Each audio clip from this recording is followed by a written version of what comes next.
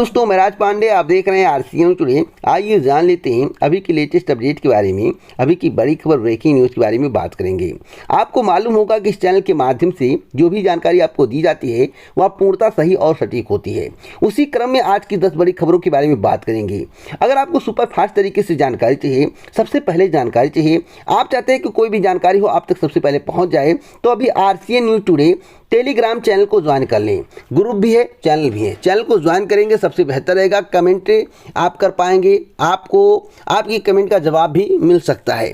सबसे पहले 60 में जानकारी टेलीग्राम चैनल पर मिल जाता है। उसके बाद में वीडियो बनाता हूं, आप तक जानकारी पहुंचाता हूं। कारण है कि वीडियो बनाने में, मिक्स करने में समय लगता है, अपलोड करने में समय लगता है, इसलिए वीडियो थोड़ा विलंब से पहुँचता है आप तक।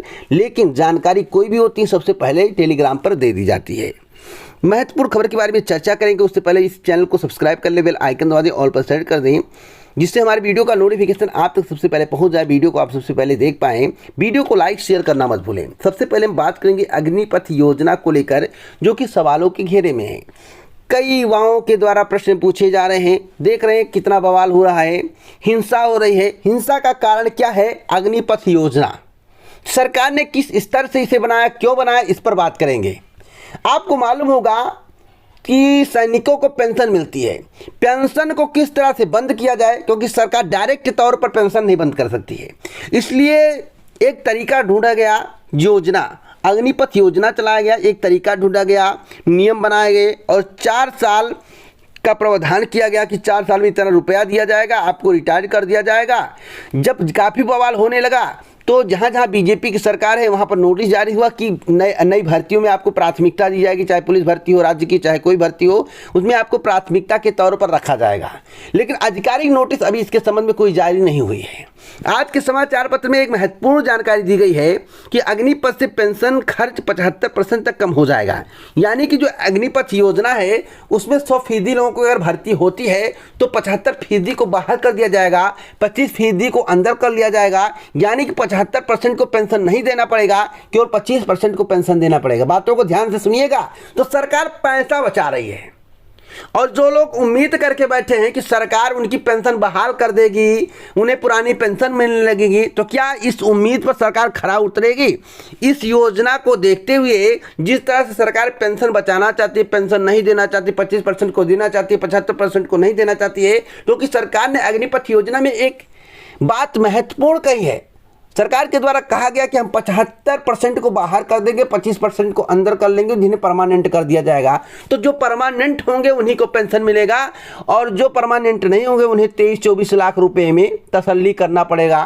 कुछ लोग कह रहे हैं कि 23 लाख 24 लाख रुपया कोई 4 साल में कमा ही नहीं सकता है, 17 से लेकर 21 साल की उम्र में। तो मैं बताना चाहता हूं, जो 60 साल की नौकरी कर रहे हैं, जो 60 साल तक सेवा में रहेंगे, आपको मालूम होगा कि राजस्व लेखपाल होते हैं, ग्राम विकास अधिकारी होते हैं, जूनियर असिस्टेंट, कई पोस्ट होते हैं जिसमें 60 साल की नौकरी होती है।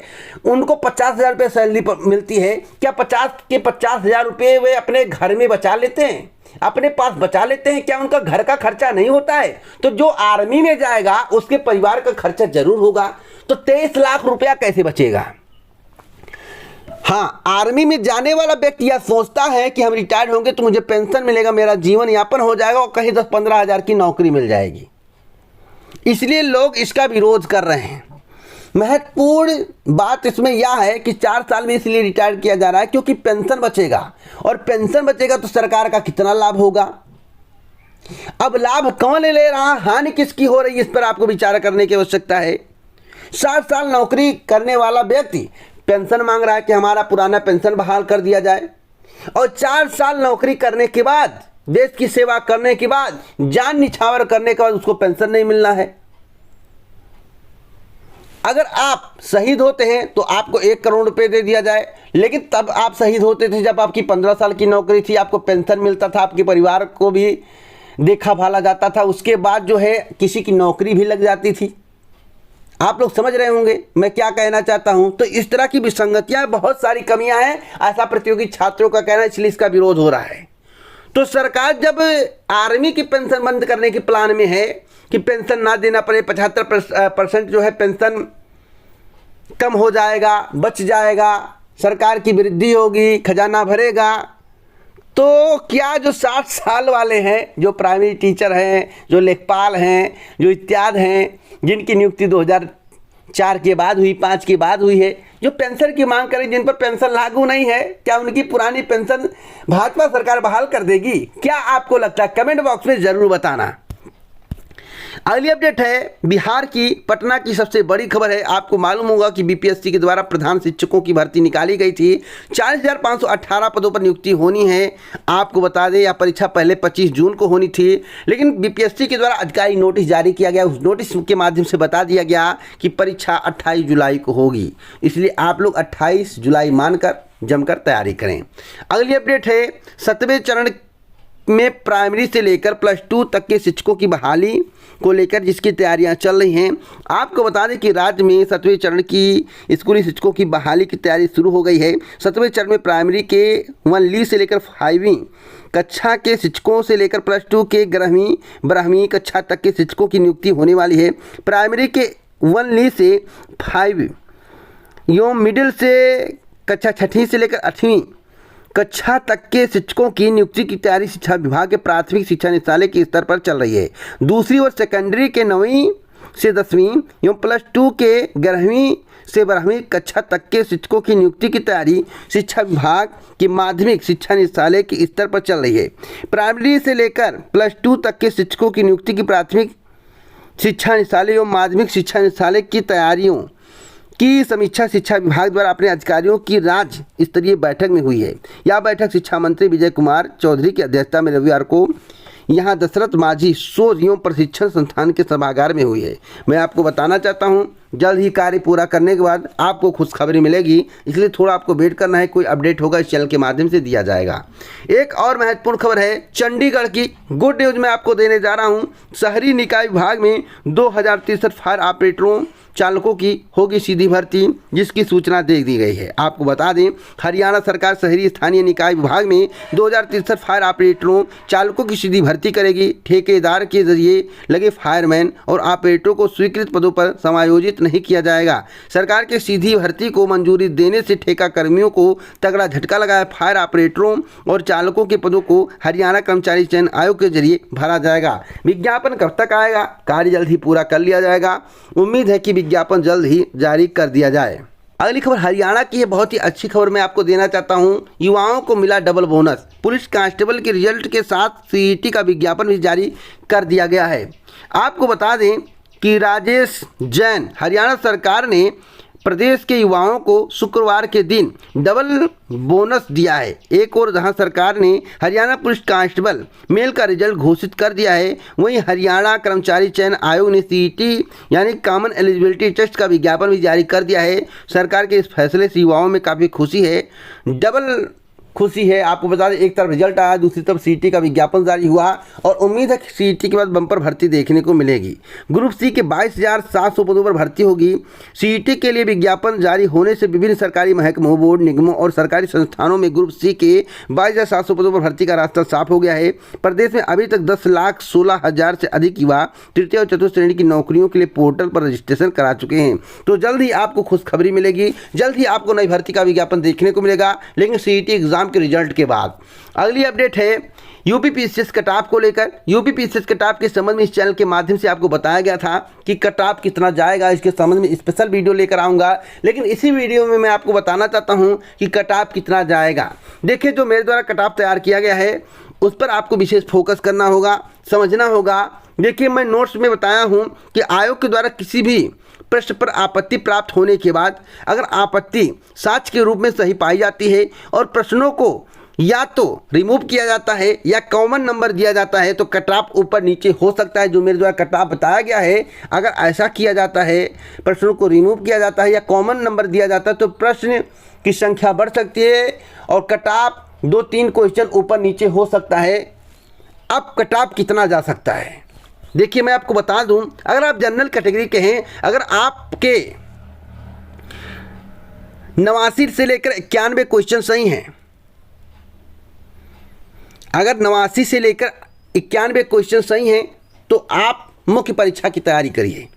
अगर आप ओबीसी कैटेगरी के हैं, अगर आपके 88 से 90 क्वेश्चन सही हैं तो आप मुख्य परीक्षा की तैयारी करिए। अगर आप एससी कैटेगरी के हैं, अगर आपके 80 से 82 क्वेश्चन सही हैं तो आप मुख्य परीक्षा की तैयारी करिए। अगर आप फीमेल हैं, 85 से 87 क्वेश्चन सही हैं या ईडब्ल्यूएस के अंतर्गत आते हैं तो फीमेल के आसपास ईडब्ल्यूएस का कट ऑफ जाएगा।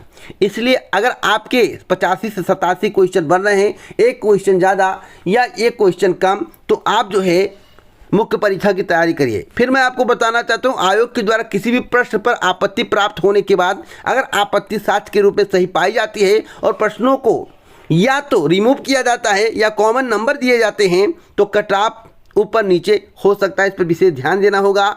यह पोस्ट मेरे द्वारा कल ही दी गई थी टेलीग्राम चैनल पर। अगर आप टेलीग्राम चैनल पर जुड़े होंगे तो आपको जानकारी मिल गई होगी कि कट ऑफ किया जाने वाला। सबसे पहले टेलीग्राम चैनल पर कोई भी न्यूज़ होती है आपको दे दी जाती है, उसके बाद विस्तार से आपको वीडियो के माध्यम से जानकारी दी जाती है। अगली अपडेट है अग्निवीरों की भर्ती को लेकर अधिसूचना कब तक जारी होगी। तो अधिसूचना को लेकर जो मुझे जानकारी प्राप्त हुई है उसके अंतर्गत मैं बात करूंगा। अग्निपथ विरोध के बीच तीनों सेनाओं ने शुक्रवार को ऐलान किया कि अग्निवीरों की भर्ती प्रक्रिया अगले हफ्ते शुरू हो जाएगी। थल सेना प्रमुख जनरल मनोज पांडे ने बताया कि 2 दिनों में सूचना जारी हो जाएगी। वायुसेना प्रमुख air chief marshal V R. Chaudhari ने कहा कि वायुसेना 24 जून से भर्ती प्रक्रिया शुरू करने जा रही है। नौसेना भी जल्द तिथि का ऐलान करेगी। तो 24 जून से भर्ती शुरू होने जा रही है। इसका विरोध हो रहा है, लेकिन सरकार कितना जल्द कार्य करके कितना जल्द पेंशन बचा ले, कितना जल्द भर्ती प्रक्रिया को पूरा कर दे, ये इस पर सरकार का फोकस है। तो क्या सरकार अग्निपथ योजना को वापस नहीं लेगी, इस पर अब देखना होगा क्या होता है। आज का कोई भी अपडेट होगा इस चैनल के माध्यम से आपको दिया जाएगा। एक और महत्वपूर्ण जानकारी मैं आपको दे दूं, जैसा कि आपको मालूम होगा कि इसको लेकर आगजनी हो रही है, हिंसक प्रदर्शन हो रहे हैं, कई तरह की खबरें आपको न्यूज़ चैनलों के माध्यम से देखने को मिल रही होगी। अग्निवीरों का प्रशिक्षण दिसंबर से शुरू होगा, 2023 में सक्रिय सेवा में आएंगे। कहीं भी भेजा जा सकता है, इसका कोई बाउंड नहीं है। ऐसा नहीं कि आपको जम्मू कश्मीर, कहीं भी भेजा जा सकता है, किसी भी इलाके में भेजा जा सकता है, इसकी कोई गारंटी नहीं है। एक और महत्वपूर्ण खबर मैं आपको दे दूँ, एक सीट से ज़्यादा सीट पर चुनाव लड़ने पर लगेगा प्रतिबंध। तो अब तक की सबसे बड़ी खबर है, आयोग इस पर जल्द ही फैसला ले सकता है। निर्वाचन आयोग ने लगभग 2 दशक पुराना एक प्रस्ताव फिर से दोहराते हुए कहा है कि किसी भी उम्मीदवार के एक से ज़्यादा सीट पर चुनाव लड़ने पर प्रतिबंध लगाया जाना चाहिए। आयोग ने इसके लिए कानून में संशोधन का सुझाव दिया। साथ भी यह कहा है कि अगर ऐसा नहीं किया जाता तो फिर उन लोगों पर भारी जुर्माना लगाया जाना चाहिए जो जीतने के बाद एक सीट छोड़ देते हैं और इसके चलते उपचुनाव की नौबत आ जाती है। तो हो सकता है कि एक व्यक्ति एक ही सीट पर चुनाव लड़ सके। अगर ऐसा नहीं होता है तो भारी जुर्माना लगाया जाएगा अगर वह दूसरा सीट छोड़ता है। अगली अपडेट है जो कि अब तक की सबसे बड़ी खबर है, बीएड को लेकर। रुहेलखंड विश्वविद्यालय ने बीएड प्रवेश परीक्षा के लिए बनाए 1541 केंद्र। तैयारियां चल रही हैं। आपको बता दें कि बरेली मंडल में 64 परीक्षा केंद्र बनाए गए हैं। सर्वाधिक केंद्र प्रयागराज में बनाए गए 109, वाराणसी में 108। विश्वविद्यालय की ओर से जारी की गई परीक्षा केंद्रों की सूची में बरेली 30, बदायूं में 11, पीलीभीत में 11, शाहजहाँपुर में 14, लखीमपुर खीरी में 18 केंद्र बनाए गए हैं। सबसे कम केंद्र श्रावस्ती में बनाए गए हैं 1, और बलरामपुर और ललितपुर में 4, आगरा में 41, चित्रकूट में 5, मुरादाबाद में 33, रामपुर में 10, संभल में 7, गोरखपुर में 51, जौनपुर में 68, कानपुर देहात में 8, कानपुर नगर में 42, लखनऊ में 61 केंद्र बनाए गए हैं। अम्बेडकर नगर में 43, अमेठी में 7, अमरोहा में 14, चंदौली में 17, अयोध्या में 36, प्रतापगढ़ में 31 केंद्र बनाए गए हैं। और पॉलिटेक्निक प्रवेश परीक्षा 2022 को लेकर है जो कि अब तक की सबसे बड़ी खबर, ब्रेकिंग न्यूज है। 47 जिलों के 122 प्रवेश परीक्षा केंद्रों पर होगी पॉलिटेक्निक की प्रवेश परीक्षा। ऑनलाइन मॉक टेस्ट देने का भी मौका मिलेगा। 20 जून को एडमिट कार्ड जारी होना प्रस्तावित है। संभावना कि 20 जून को एडमिट कार्ड जारी कर दिया जाएगा। अगली अपडेट है आरआरबी एनटीपीसी को लेकर। एनटीपीसी की पार हो गई दूसरी बाधा। सफल अभ्यर्थियों के अगले माह साइको एवं अन्य टेस्ट प्रस्तावित हैं। तो जल्द ही इसके संबंध में आधिकारिक सूचना दी जाएगी। 12 जून से 17 जून तक इस परीक्षा में 79.9% अभ्यर्थी शामिल हुए। CB2 में सफल अभ्यर्थी ही तीसरे दौर के लिए आयुष साइको आज टेस्ट में शामिल होंगे। तो इसकी आधिकारिक घोषणा अभी तक नहीं की गई है, लेकिन तैयारियां हैं कि नेक्स्ट मंथ से इसके ऊपर काम शुरू कर दिया जाएगा। एक और महत्वपूर्ण जानकारी दे दूँ, 14 राज्यों तक पहुंची आँच, 14 ट्रेन जलाई गई। आपको बता दें कि वाराणसी में और बलिया में भी काफ़ी बवाल हुआ है। 14 ट्रेन अब तक जलाई जा चुकी हैं। कल की खबर है, कल की सबसे बड़ी अपडेट है। कई बसों को तोड़ दिया गया है, कई घरों को तोड़ दिया गया है, बीजेपी कार्यालय को तोड़ दिया गया, इत्यादि प्रकार के हिंसक प्रदर्शन आपको देखने को मिले हैं जो कि सही नहीं है। फिलहाल सरकार को युवाओं की बात सुननी चाहिए। तो इसी प्रकार की अगर आपको ऑथेंटिक जानकारी चाहिए तो अभी चैनल को सब्सक्राइब करें, बेल आइकन दबाएं, ऑल पर सेट कर वीडियो को लाइक शेयर करना मत भूलें। जय हिंद, जय भारत, नमस्कार।